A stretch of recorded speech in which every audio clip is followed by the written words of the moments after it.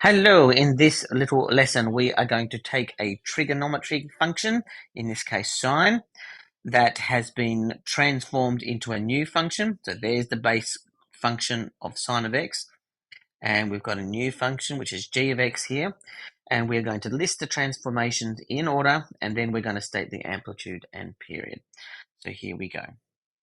First of all, the transformations. Before we touch the transformations, we need to take the argument, which is the bit inside the sine function, and we need to make sure that we take the coefficient of x, which in this case is 2, and factorize it out. That's a really important first step.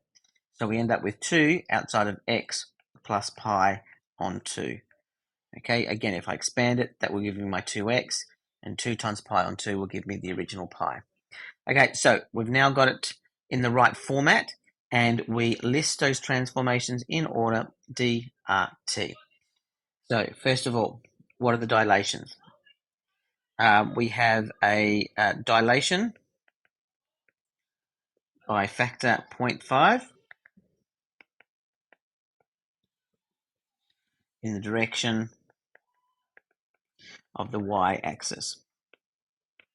Okay, parallel to the y-axis. Number 2, we have another dilation. There it is there. We have another dilation by a factor of, and just a reminder that when it comes to horizontal transformations, we tend to sort of go reverse in our logic. So there's a number 2 here, so it's going to be by a factor of a half, 1 on 2.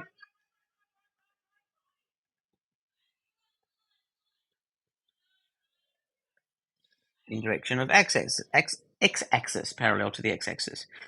Number 3, reflections. There's no negative here, there's no negative here, so there are no reflections. So we're going to move on to translations. Let me see, we've got no vertical translation because it would be out here if it was. So we've got this translation here of pi on 2. So we've got a translation of pi on 2 units. And be careful, this is a plus in here. That means that this pi on 2 makes the graph go left. So translation of pi on 2 units to the left. And we are done with our transformations, just the 3 of them. Okay, what about amplitude and period? Amplitude is just the value in front of the sine function, which in this case is 0.5 or a half. And if it were negative 0.5 there, we would write the amplitude as positive 0.5. And what else we got? Period. Period, if you remember, is 2 pi, the usual cycle length of a sine graph, and we divide it by n, in which case is 2.